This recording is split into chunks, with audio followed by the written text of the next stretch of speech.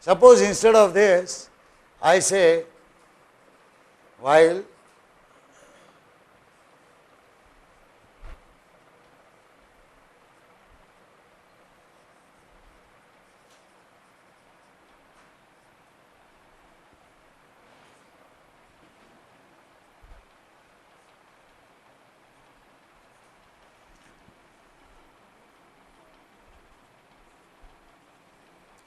this while statement, do you understand? What am I doing? I am reading a character, converting it into a numerical value because this is integer, and I am assigning it to Si, which is I equal to 0. So initially S0 will get this value. Since this expression has a value which is assigned, the value of this total thing itself will be the ASCII code of whatever character I have read. That will get compared with capital X. If that is not equal to capital X, this condition is true. If I is less than 100, this condition is true. I will come down. Inside, what will I be doing? I will actually be saying just I equal to I plus 1. Right? So I go back again. So notice that earlier I was reading the character inside the loop, assigning it to Si and increasing Si, increasing R. Here I am reading it in the while condition itself, assigning it to Si, both the jobs are done. I am actually cheating the while statement. While statement में condition लिखी जाती है. Condition के नाम पे मैं assignment statement लिख रहा हूँ. That is permitted. It is perfectly valid. Because the condition is still there. Namely, is all of this not equal to capital X? What is all of this? All of this is what was the value which was assigned in the expression. So if that value is not equal to X, the condition is true. Abhi, instead of doing I equal to I plus 1 here, suppose I put I plus plus. I plus plus is called post increment. Post increment का मतलब होता है पहले जो current value आई की है वो use कर लो, वो यूज करके जो पूरा स्टेटमेंट है एग्जीक्यूट करो, और वो स्टेटमेंट एग्जीक्यूट होते होते जब आगे कुछ करने जाओगे उसके पहले आई की वैल्यू इंक्रीज करो. So first use the current value of I, do the entire statement, and when you finish executing that statement, before going to the next statement, change I to I plus. So notice that here the value that will be actually used will be 0 only. शुरू में 0 ही value है, I plus plus भी लिखा तो I equal to 0 है, उस समय 0 value यहाँ यूज हो जाएगी. क्या ये स्टेटमेंट खत्म हुआ? नहीं, अभी ये असाइन करना है, ये असाइन हो गया. Not equal to X compare करना है, वो भी हो गया. एंड लिखा है, उसके आगे फिर आई लेस देन 100 चेक करना. इस समय कौन सी वैल्यू आई की चेक होगी? जो ओरिजिनल है वो. अभी तक आई की वैल्यू बदली नहीं है, हालांकि हमने आई प्लस प्लस लिखा है. इस पूरे एग्जीक्यूशन में I will remain 0 only when I completely evaluate this condition and find out it is true और false. If it is true I have to go inside the loop, if it is false I have to get out. But the moment this condition is evaluated, before doing anything, I will be now increased. That is why it is called post increment operator. So it is incremented post everything else that you have done. जो भी काम करना है खत्म करने के बाद आई की वैल्यू बढ़ा के आगे जाओ, ऐसा उसका मतलब. तो इसलिए ऐसा लिखने के बाद मुझे I equal to I plus 1 लिखने की जरूरत नहीं, एक इटरेशन में सबका सब पढ़ के हो जाए. यहां एस आई माइनस 1 क्यों लिखा? मान लीजिए मैं आई इक्वल टू 0 आया, वैल्यू पढ़ ली, ये कंडीशन सही है, अंदर गया मैं, अब मुझे छापना है, लेकिन आई की वैल्यू तो 1 हो गई है, आई प्लस प्लस लिखा था. जब मैं यहां आऊंगा तो आई की वैल्यू 1 हो जाएगी. अब S1 तो छापना नहीं है, S1 तो पढ़ा ही नहीं, मैंने S0 पढ़ा है, तो इसलिए यहां आई माइनस 1. अगर ये नहीं चाहते हैं आप तो ऐसा कर सकते हैं, इसको अलग से लिख सकते हैं, यहां पे खाली सेमीकोलन डाल दीजिए. व्हाइल कंडीशन सेमीकोलन, क्या मतलब हुआ? वो इटरेशन की बॉडी कुछ नहीं है, there is no body. The iteration itself contains instructions to do something. What are you doing? In this condition you are reading a character, assigning it to SI, incrementing. Keep doing it till you get this. So that means when this iteration completes, It is not a single statement. It will execute 20 times if you type 20 characters. When you come here, all characters have been read up to X.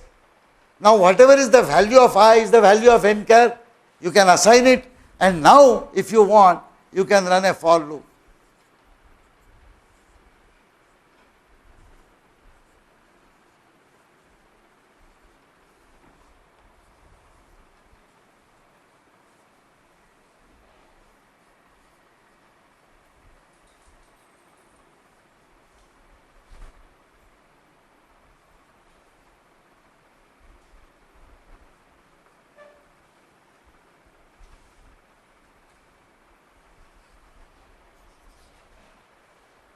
Is that okay?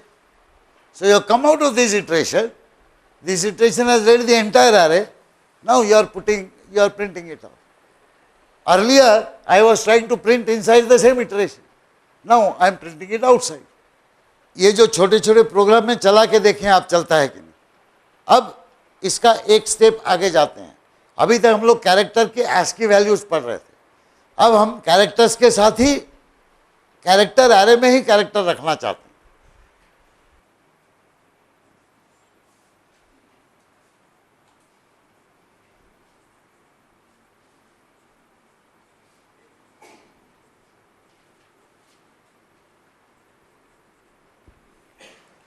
एक string है India, एक word INDIA, कितने characters है इसमें? 5. अब या तो मैं x1, x2, x3, x4, x5 ऐसे 5 वेरिएबल लगाऊं कैरेक्टर टाइप के, और एक एक में एक एक कैरेक्टर डालूं. उसमें कोई मतलब नहीं है, क्योंकि कोई शब्द लंबा भी हो सकता है, छोटा भी हो सकता है. तो इसके लिए कैर एरे यूज की जाती है. तो हम लोग अगर ऐसा लिख दें यहां पे, कैर से सम वर्ड,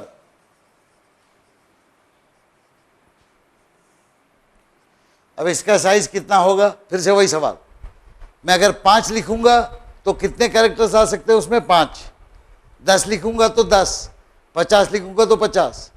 तो जनरली एक जो वर्ड होता है वो एक लाइन से ज़्यादा लंबा नहीं होता, इसलिए हम इसको बोल देते हैं वर्ड 80.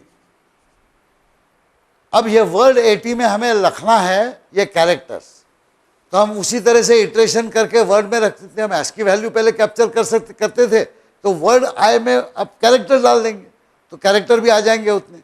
लेकिन अब बाद में हमें पता कैसे चलेगा कि इस वर्ड में कितने अक्षर लिखे हैं?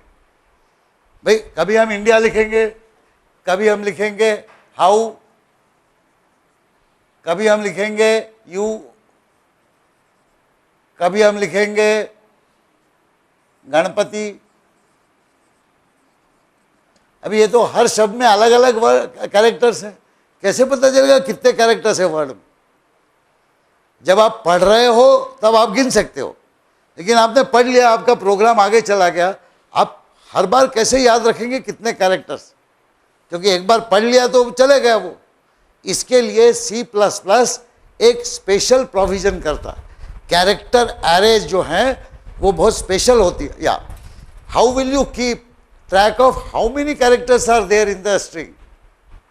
Because depending upon whether I enter this, it will have 3 characters, this will have 3, this will have 7, this will have 5. How will I know in general? If there is one string, char, array, something, and something is put there, how will you know how many characters are there? Because you see, you may even want to keep a blank inside. So there is no way you can determine how many characters are there in the string. So for that, C++ has a special provision. What C++ says, you want to store in an array, this is the array word,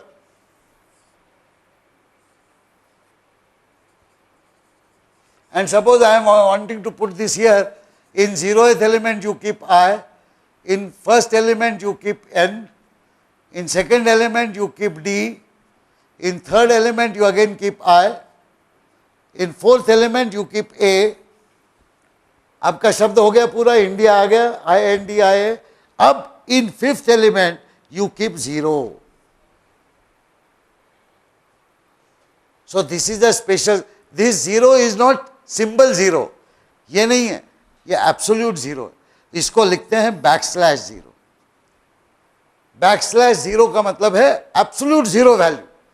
ASCII code table में 32 space है, 48 zero है, 49 1 है, zero क्या है? कुछ भी नहीं, कोई सिंबल नहीं zero. So you keep absolute zero value at the end. This is a convention in C++. That means if you want to store characters in an array as a word or any string, whatever character, later on you want to find out how many characters you had put, the convention is whenever you put characters, you should put a backslash zero at the end after you finish. So you will read, let us say INDIA, and you will have to put this backslash zero, or some input statement will have to put this backslash zero. Something of that sort will have. What this means is two things. Suppose tomorrow I store this word, say you. So अभी how will the word array look like? कैसे दिखेगी ये word array? 0th element में क्या जाएगा? Y. First element में क्या जाएगा? O. Second element में क्या जाएगा? U. और third element में बैकस्लैश जीरो। ये हमें लिखना पड़ेगा। अब ये आपने दो चार आ रहे हैं, वर्ड 1, वर्ड 2, वर्ड 3, कितनी भी आ रहे हो, अब आपने कभी भी उसमें असेंबल किया है जो भी वर्ड है, लेकिन उसके बाद में प्रोग्राम में किसी भी जगह किसी भी समय आप वो एरे को एग्जामिन कर सकते हैं कि भाई बैकस्लैश जीरो कहाँ आया है। wherever backslash zero is, up to that is a valid string, because backslash zero is not a valid character in any characters. So this is a convention which C++ follows. All strings in C++ are stored in character arrays, and the last symbol stored inside is always backslash zero to say end of array. It has one implication. If you have declared the array size to be 80, then that means ordinarily you can put 80 symbols inside, 0, 1, 2, 3, 4 up to 79, but then you will not be able to put backslash zero because there is no space. So generally if you declare an array of size 80, how many characters you can store inside? 79, because 80th place at least must be reserved for backslash zero. If you put 5 characters, no problem, 0, 1, 2, 3, 4, and 5th position you can put backslash. So backslash zero means you have to store 1 character less, but that is okay. You can always, if you want strictly 80 character string, you declare size of array as 81. Normally no one does that, 80, 100, 256, something you declare, but you know that a single character string should be less than this. Okay. Now I will give you another problem.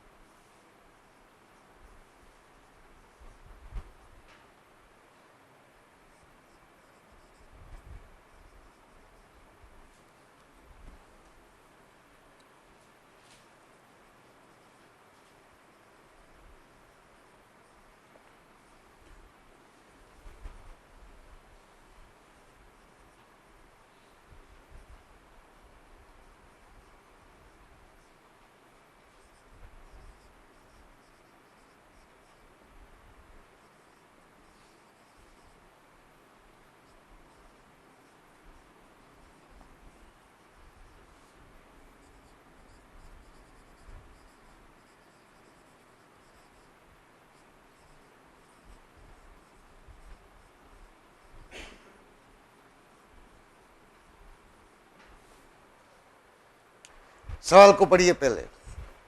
दो शब्द दिए हैं, दो शब्द type किए input पे। Okay, मान लीजिए दो शब्द जो हैं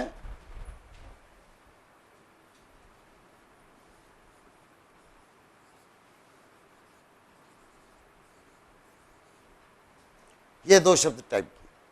आपको मालूम नहीं कोई क्या टाइप करेगा, कोई कुछ भी कर सकता है। मैं मेरा नाम लिख सकता हूं,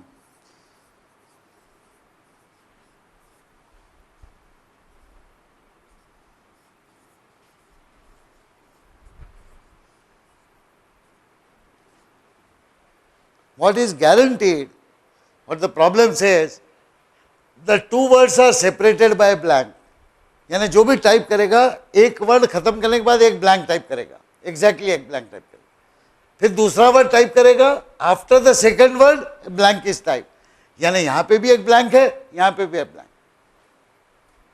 तो दो शब्द मैंने टाइप किए हैं, हर शब्द में कितने अक्षर हैं मुझे मालूम नहीं है, जितने भी 5, 10, 15 जो भी हैं, उसके बाद एक ब्लैंक टाइप करूंगा, फिर I will type 5, 10 other letters, another word, I type a blank.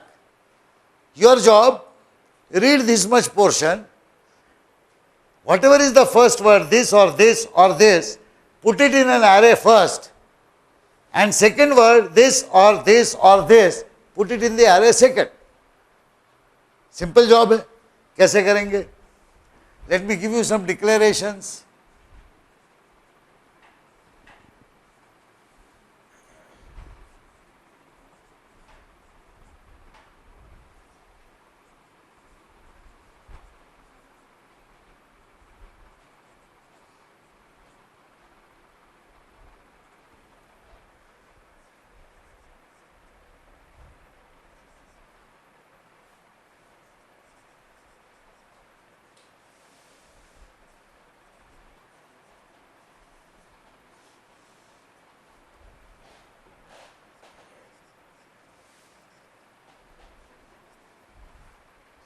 So I have one array first, another array second.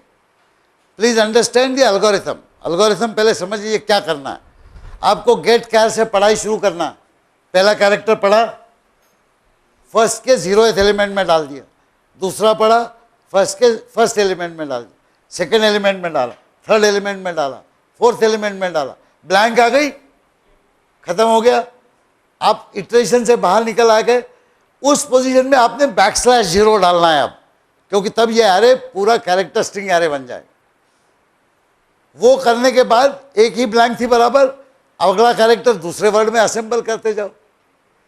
फिर उसके बाद ये जो सेकंड है, सेकंड के 0th एलिमेंट में ये डालोगे W, सेकंड के फर्स्ट एलिमेंट में ये, सेकंड के सेकंड एलिमेंट में ये, थर्ड एलिमेंट में, फोर्थ एलिमेंट में, ब्लैंक आ गई, बाहर आके \0 डाल दिया, चले आया।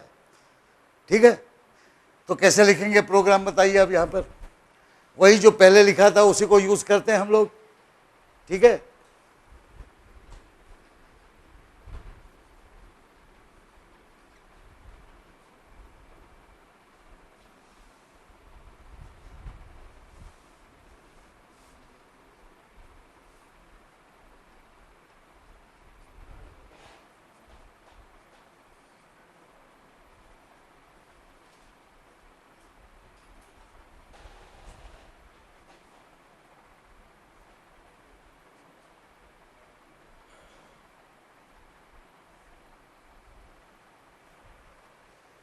let us see what this statement will do.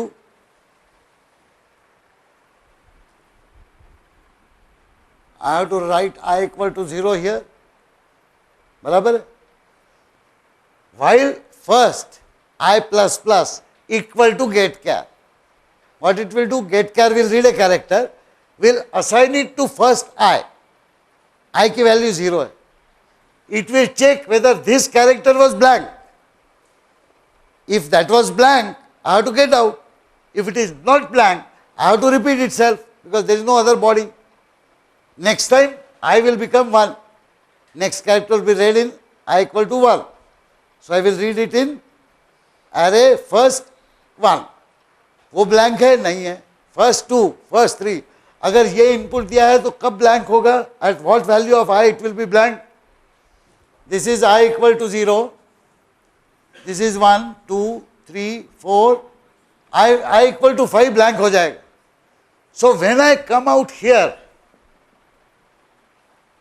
I have come out because I had received a blank here, and at that time I would have read that and put it in first. So you look at how the first has been assigned values.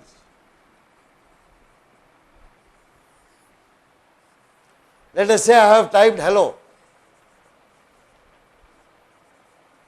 Let's execute this program. While I equal to 0, so this is 0th element. First I plus plus get char, it will get me h here, barabar? And I will become 1. Next again get char, it will get me e, I will become 2.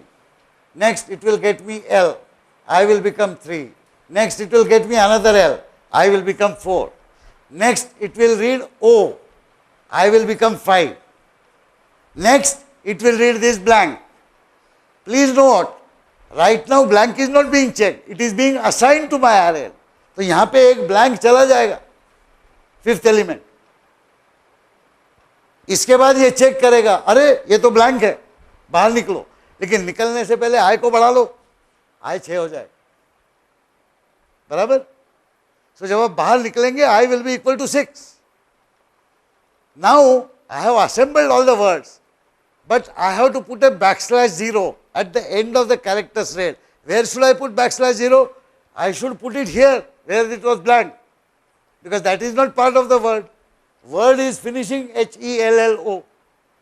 Now I know that when I come out here, whatever is the value of I, it is one more than the position where I have to put that backslash 0. So I will say I is equal to I minus 1. Or more importantly, I will say n char 1 is equal to I minus 1, where n char 1 is the length of first word, n char 2 is the length of second word. That is my assumption. So when I assign n char 1 equal to I minus 1, in this case, what will be the value of n char? 5. And that is correct. 1, 2, 3, 4, 5. There are 5 characters. N char 1 is 5. But I have to put a backslash 0. So where should I put backslash 0 now?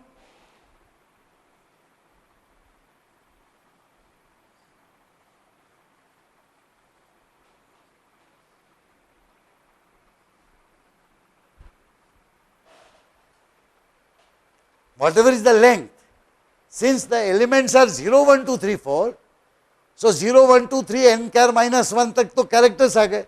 n char जो position है वहाँ पे backslash 0 आ जाएगी, बराबर? Are you sure that I would have assembled this properly? I have assembled first word.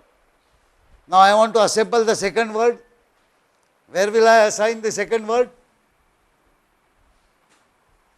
Again I will have to start with I equal to 0, and again do the same thing, while this time second I plus plus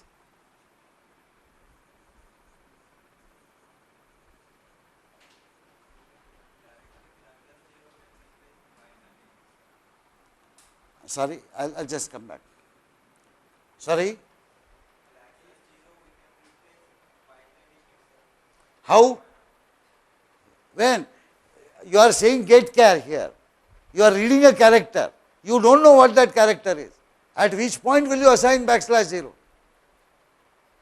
Please remember, till you complete this, this is not a single statement. There is actually something, something and body. This is iterating. Only when you finish the iteration, you know that there is a blank. Till then you don't know. Blank है कि नहीं पता कैसे चलेगा जब तक पूरा iteration खत्म नहीं हो जाता. तो iteration के बाहर आने के बाद ही आपको पता चलेगा कि blank आई थी इसलिए बाहर आए. तब तक कैसे पता चलेगा? तो अंदर कहाँ असाइन करेंगे उसको बैकस्लैश? किस वैल्यू पे असाइन करेंगे? क्या यहाँ बैकस्लैश 0 लगाएंगे? यहाँ लगाएंगे? आपको कैरेक्टर तो हर बार पढ़ते रहना है, आपको यहां बैकस्लैश 0 लगाना है, लेकिन ये आपको पता कैसे चलेगा जब तक आप ब्लैंक पढ़ के उसको चेक नहीं कर लेते, और जैसे चेक किया तो आप बाहर आ गए इटरेशन। तो दोनों काम एक साथ नहीं हो सकते, तो चेक करके बाहर आओ या अंदर ही रहो घूमते। So \0 has to be done after reading all the characters. It cannot be done in between. Only thing is, because I is incremented here, you will come out earlier. You will come out, sorry, when I will be one more than necessary. That is why you have to subtract. Now you can do exactly the same thing here, and this time again say now n char 2 equal to I minus 1, and second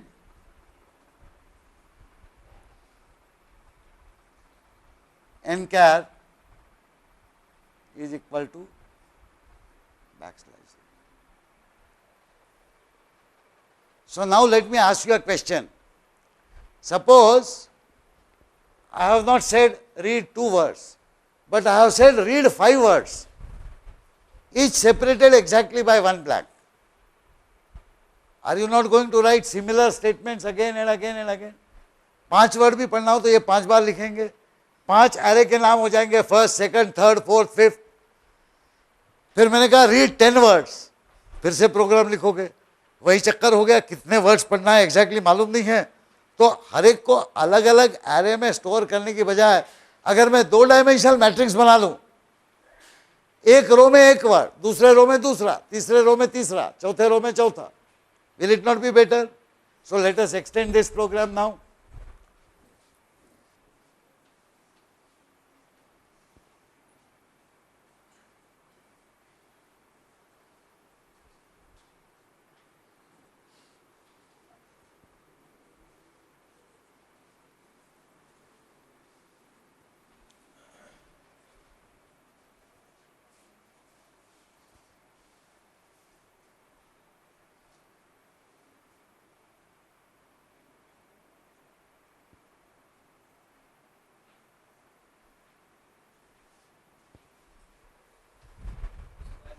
जरूरी नहीं है, मैं 40 word store करना चाहता हूँ, क्योंकि देखिए पहले इसमें प्रॉब्लम क्या था, एक लाइन में ये टाइप किए हैं और ब्लैंक स्पेसेस से अलग अलग किए।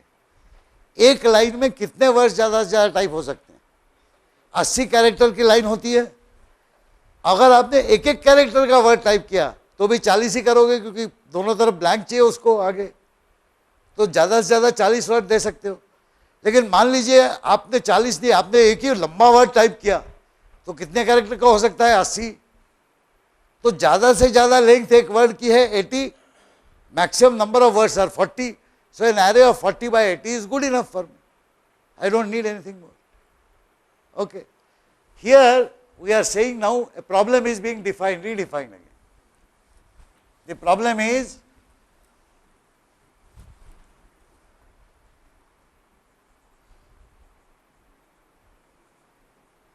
multiple words are typed in a single line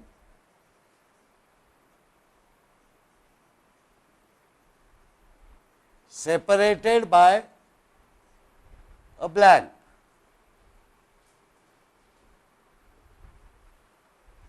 read all of them. अब मान लीजिए मैंने जो लिखा यहाँ पे वो ऐसे लिखा,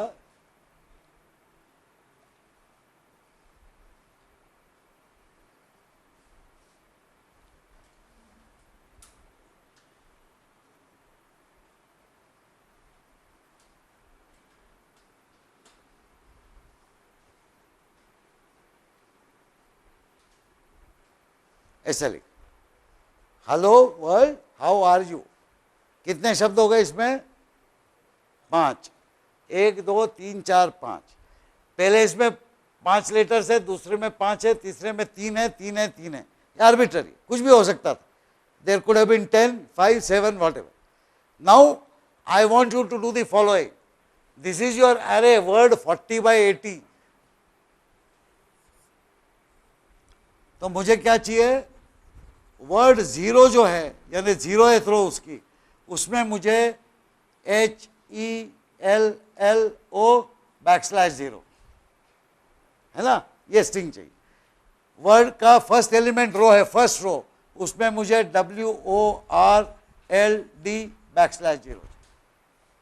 वर्ड का सेकंड एलिमेंट है, उसमें HOW \0 चाहिए। थर्ड एलिमेंट उसमें ARU \0 चाहिए।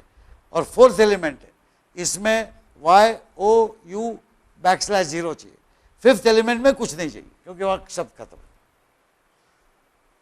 अब अगर मैं 10 शब्द टाइप करूं तो आपको 10 रोज भरना है, 2 शब्द टाइप करूं 2 रोज भरना है। तो देखिए पहला प्रॉब्लम था वो स्पेशल केस हो गया, अभी फर्स्ट नेम सेकंड नेम खाली पढ़ रहे थे, अभी फर्स्ट सेकंड थर्ड जितने आप चाहो देते जाओ, मैं धनाधन उनको स्टोर करना चाहता हूं। इसका जनरल प्रोग्राम एक्चुअली बहुत इजी है जितना लगे, जो हमने पहले इटरेशन लिखा था वही लिखना है, लेकिन उसको बार बार रिपीट करना है जब तक पूरे वर्ड खत्म नहीं हो जाते। जब तक पूरे वर्ड्स खत्म नहीं हो जाते तब तक रिपीट करना। जो बाहर का रिपीटिशन है उसके बारे में हम अलग से सोचेंगे। मान लीजिए मैंने ऐसे लिख दिया यहां पर,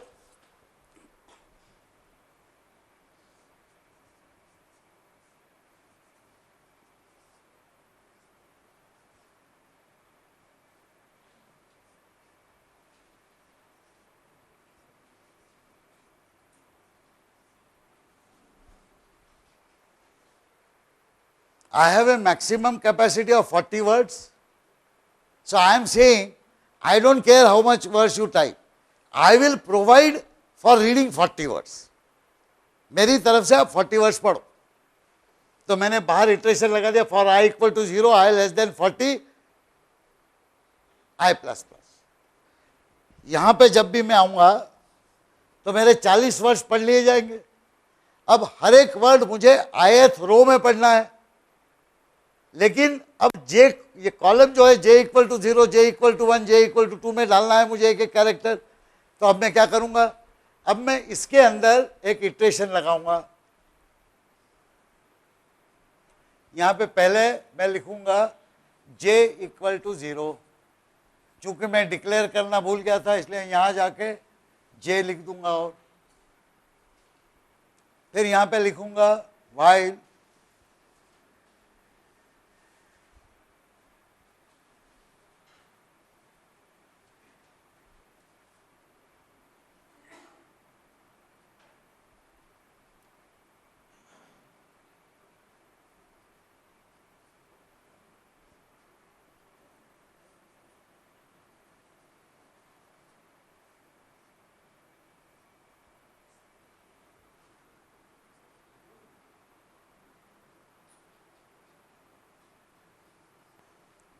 अब देखिए यहां मैं कुछ अलग कर रहा हूं।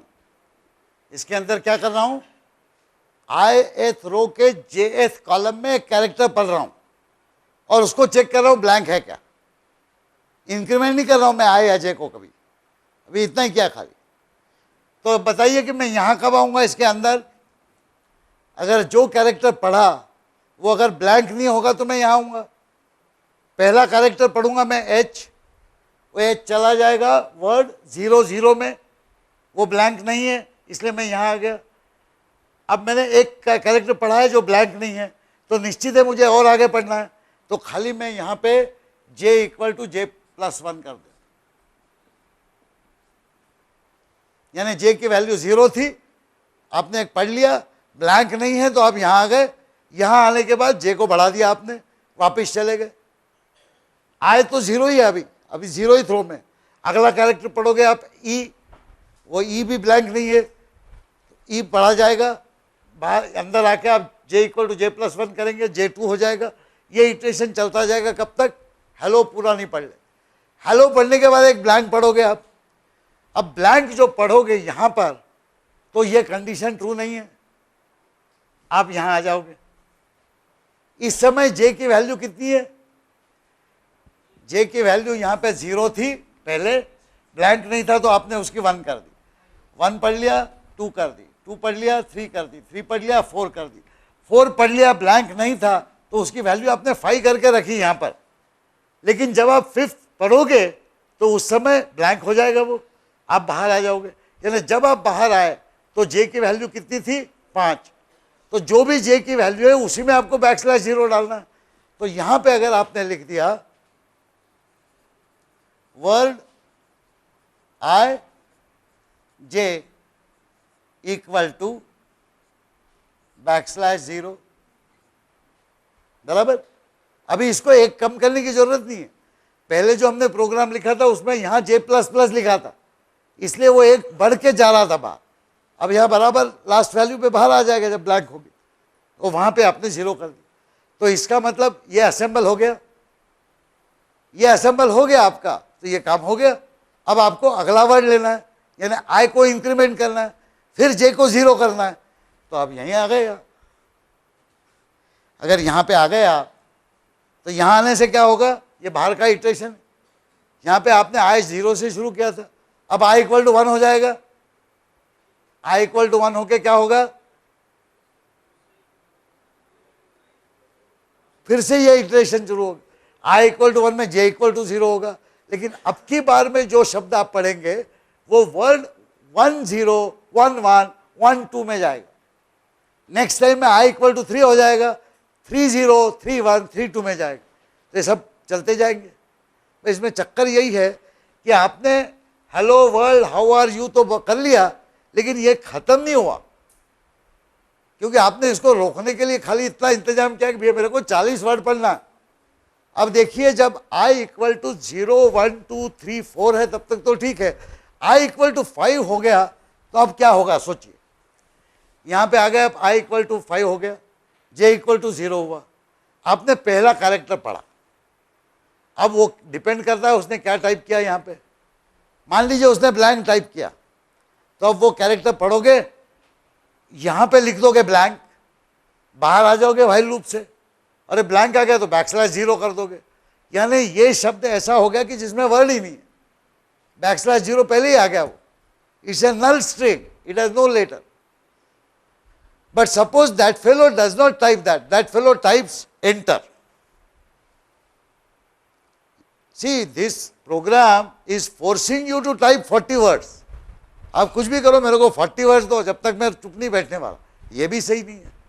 हमने क्या बोला था, multiple words are typed in a single line. यानी इसका मतलब यह है कि how world how are you के बाद में यहां ब्लैंक देने के बाद में वो एंटर दबाएगा, ऐसा एक्सपेक्टेड है।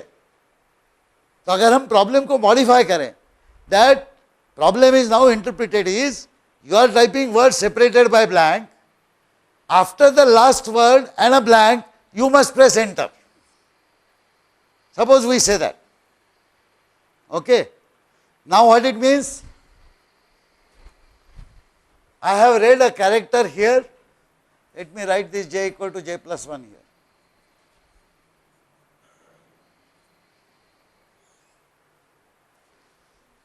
When I come here, okay, after the last blank I would have put this into this array here u, my enter will come at this point. If I can check for that enter symbol and say enter आ गया, बस करो। How can I do that? हाँ, backslash n, लेकिन कहाँ check करूँ, किसको check करूँ? मैंने जो पढ़ा है उसको तो असेंबल कर लिया मैं, अभी कोई कैरेक्टर ही नहीं मेरे पास चेक करने के। You think about this problem. I will write a program, I would like you to take that program down and analyze it at home. You understand the problem. Words हम बराबर assemble कर रहे हैं सब, लेकिन ये जो प्रोग्राम है 40 वर्ड्स पड़ेगा। हमारा प्रॉब्लम है कि एक लाइन में सेपरेटेड बाय ब्लैंक लिखा है, हमने इतना भी मान लिया कि आखिरी वर्ड के बाद में कोई एक ब्लैंक देगा जबरदस्ती, लेकिन जब भी वो एंटर टाइप करेगा तो टर्मिनेट हो जाना चाहिए प्रोग्राम में बाहर आ जाना चाहिए। वो हम कैसे करेंगे? तो मैं अभी ये तो समझ गए प्रोग्राम कैसे इजी है, 5 हो वर्ड्स 10 हो कितने भी आप असेंबल कर सकते हो, लेकिन आपको एक लाइन में जितने वर्ड्स है उतने असेंबल करना है, then you have to stop. So I am writing a program, read that carefully and try to write that program using some other logic, कोई दूसरा लॉजिक लगा के आप उसी प्रोग्राम को लिखने की कोशिश कीजिए। प्रॉब्लम समझ गए आप? मैं टाइप कर रहा हूँ वर्ड्स, एक एक ब्लैंक डाल रहा हूँ, उसके बाद जब भी मैं एंटर दबाऊँ तो मैं चाहता हूँ आप समझ ले भाई मेरे वर्ड्स हो गए, मैं बोर हो गया अभी और वर्ड्स मुझे नहीं टाइप करने। तो जब भी मैं ख़त्म हो जाऊँगा, जितने भी वर्ड्स किए आपने उतने रखने और मुझे नंबर बता दें। तो एक नंबर वर्ड्स करके कोई एक वेरिएबल होगा, उसको आप इंक्रीमेंट करते जाए। वो सिंपल है, जो भी वैल्यू आई की होगी उतने वर्ड्स हैं। आई 0 था, फिर 1 होगा, फिर 2 होगा, फिर 3 होगा, तो 0 1 2 3 4 तक है, यानी 5 वर्ड्स पढ़ लिया आपने। लेकिन ये आपको आखिरी में छापना, और जितने वर्ड्स आपने पढ़े उतने छापना है। तो कैसा करेंगे?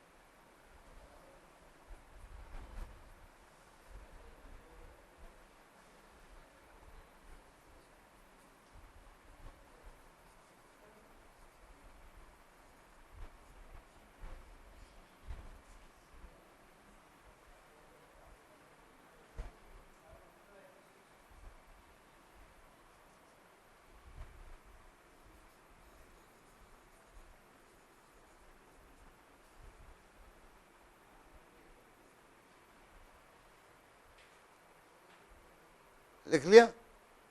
बचा होगा तो बाद में लिख लीजिए, देख लेते पहले। ये वही वर्ड्स 40/80 है। यहाँ पे n वर्ड्स एक नया वेरिएबल लगा दिया। टोटल कितने वर्ड्स हमने पढ़े वो बता रखा, आई और जे वेरिएबल। अब इसको मैं थोड़ा अलग ढंग से लिखा, इसमें i = 0 किया, पहला कैरेक्टर पढ़ लिया। अब मुझे मालूम है कि पहला कैरेक्टर जो है वो नॉन ब्लैंक कैरेक्टर होगा, वर्ड का पहला h तो आएगा, इतना तो हमने बोल दिया है प्रॉब्लम में। क्या ये न्यू लाइन कैरेक्टर है? नहीं है, तो हम ये करेंगे। जब भी ये न्यू लाइन कैरेक्टर होगा हम बाहर आ जाएंगे। इसका मतलब इस लाइन लिखते समय जहां पे भी हम लोग न्यू लाइन कैरेक्टर टाइप करेंगे तो हमारा प्रोग्राम बाहर आ जाएगा। हम एक एक कैरेक्टर पढ़ते जाएंगे, अगर वो कैरेक्टर न्यू लाइन हुआ तो बाहर आ जाएगा, इतना गारंटी। अब न्यू लाइन कैरेक्टर कब आ सकता है? एक शब्द, किसी भी शब्द के बाद एक ब्लैंक आएगी, उसके बाद ही न्यू लाइन कैरेक्टर आएगा। ये हमारा स्पेसिफिकेशन है। तो पहला कैरेक्टर तो ब्लैंक नहीं होगा, लेकिन ये हमारा व्हाइल लूप है जनरल, तो यहाँ लिख दिया भाई। अब इसके यहाँ अंदर आ गए, यहाँ पे अंदर आए तो एक्स क्या है? कोई तो भी वैलिड कैरेक्टर है, लेकिन पहली बार आएंगे तो वैलिड कैरेक्टर, बाद में आएंगे तो ब्लैंक भी हो सकता है। तो यहाँ पे j इक्वल टू 0 रखते हैं। पहला जो कैरेक्टर है उसको while x not equal to blank से चेक करेंगे। x पढ़ लिया है हमने, अब x कैरेक्टर न्यू लाइन नहीं था, क्या वो ब्लैंक है? अगर ब्लैंक नहीं है तो करंट शब्द में हमें डालना है उसको। करंट शब्द है i इक्वल टू 0 और करंट उसका अक्षर जो है j इक्वल टू 0। तो जो भी x पढ़ा हमने, अगर वो ब्लैंक नहीं है तो वो वर्ड i j में डाल दिया, उसके बाद j बढ़ा लिया। यानी हम ये असेंबल कर रहे हैं, j 0 था, h उसमें डाल दिया, j को 1 कर दिया। j को 1 करने के बाद में नया कैरेक्टर पढ़ा, वो x में पढ़ा। तो अभी ये जो है नेक्स्ट कैरेक्टर e, ये वर्ड में नहीं गया, ये x में है। तो हर बार जो x में जो भी कैरेक्टर होगा उसको हम एग्जामिन करते जाएंगे, क्या कैरेक्टर। तो सेकंड कैरेक्टर e आ जाएगा, यहाँ पे वापिस जाएंगे, is x not equal to blank? Yes, it is not equal to blank. अंदर आके e को असाइन कर दिया, अगला कैरेक्टर पढ़ा, पढ़ते जाएंगे e l l o। अभी कहीं तो भी यहाँ पे ब्लैंक आ जाएगा l o के बाद में। तो जब भी वो j equal to j plus 1 में जब ये ब्लैंक आएगा तो हम यहाँ आ जाएंगे। उस समय j की वैल्यू क्या होगी? 0 1 2 3 4 एंड 5। j की वैल्यू जब 5 होगी, फिफ्थ कैरेक्टर हमने पढ़ा वो ब्लैंक निकला, फिफ्थ नहीं, sixth character actually, fifth element. तो j की वैल्यू 5 है, तो वहां पे ब्लैंक की जगह हमें \0 डालना है। Word i j equal to \0 कर दिया, ये वर्ड हो गया पूरा। अब अगला वर्ड असेंबल करने ऊपर जाना है हमें, तो i equal to i plus 1 कर दिया, तो हम यहाँ पे आ गए। यहाँ पे जो पहला कैरेक्टर है वो अभी हमने पढ़ा नहीं है। जिस तरह से हमने इस व्हाइल के पहले एक कैरेक्टर पढ़ा था, उसी तरह से हम एक और कैरेक्टर पढ़ लेते हैं। यहाँ पे x इक्वल टू गेट कैर, ये नए वर्ड का पहला कैरेक्टर होगा। जब हम यहाँ जाएंगे, वापस जाएंगे, यहाँ पे जो पहला कैरेक्टर होगा इसमें आता जाएगा, इसमें आता जाएगा, इसमें आता जाएगा, ब्लैंक होता जाएगा। लेकिन जब आखिरी वर्ड पढ़ लिया जाएगा आर यू ब्लैंक, तो ये ब्लैंक आने से यहाँ तक तो हमने कर लिया। अब अगला कैरेक्टर जो पढ़ेंगे वो एंटर होगा। जब मैं यहाँ से जाऊँगा तो बोला यार एक्स तो \n है, \n यानी कुछ मत करो, निकल आओ बाहर। उस समय जो भी वैल्यू i की होगी उतने वर्ड्स हमने पढ़े, क्योंकि i की वैल्यू जो हो जाएगी 5 हो जाएगी, और एलिमेंट 0 1 2 3 4 में हमने वर्ड्स रखे हैं, 5 is the number of words. You get this logic? Isn't it very simple and elegant? You can read as many words as you want till somebody say enter. Now I will leave you with one more food for thought. Real life में जो words लिखेंगे line पे, वो एक एक blank नहीं डालेंगे, कभी गलती से 2 ब्लैंक डाल दिए। तो अभी आपको एक सेंटेंस देता हूं, इस प्रोग्राम को ऐसा बनाइए कि वो सेंटेंस भी पढ़ लिया जाए। वो सेंटेंस ऐसा होगा, hello blank blank blank blank world blank how blank blank are blank you blank blank blank blank blank enter. And if you solve this problem, solve another one, blank blank blank blank hello. What you are telling me? That I can enter any number of words in a line separated by blank. Now why should I print only one blank? It is my way of typing. Now you see the problem is similar. There are words separated by blanks. The result is also to be similar. You have to assemble these words in words 40 by 80, separate rows. but the work is harder. There could be any number of blanks. अब आपको थोड़ा सोचना पड़ेगा. अभी तक आपका logic बिल्कुल सही चल रहा था. एक ब्लैंक आ गई, वर्ड खत्म हो गया. दूसरा वर्ड, एंड ऑफ लाइन आ गया, सब वर्ड्स खत्म हो गए. अभी यहां पे भरोसा नहीं कब एंड ऑफ लाइन आया, भरोसा नहीं कब तक ब्लैंक आया. एक थर्ड पॉसिबिलिटी बताता हूं आपको छकाने के लिए. Blank blank blank blank blank blank blank blank, निकालो वर्ड. है ही नहीं कोई word. You should be able to report 0 words. Another possibility, return ही दबा दिया मैंने शुरू में, ब्लैंक भी नहीं दिया आपको. आपका प्रोग्राम हर हालत में चलना चाहिए. समझ गए. अब ये प्रोग्राम लिखने की कोशिश कीजिए और इस बार प्लीज कोशिश सच में कीजिए, कोलैबोरेटिव कोशिश कीजिए. ये कोई एग्जाम नहीं है. 4 लोग मिलकर ट्राई कीजिए, प्रोग्राम लिखिए, उसको एग्जीक्यूट कीजिए 1-2 कंडीशन देके. ऐसे 5 वर्ड लिखना जरूरी नहीं, 2 वर्ड्स ले लीजिए, कोई भी सैंपल ले लीजिए, चलता है कि नहीं देखिए, सोचिए उसके बारे में, दोस्तों को पूछिए और कुछ भी करके consider this to be a collective exercise. Try it yourself hard, take anybody's help, but you must understand what is happening and now resolve this problem. Okay, will see there.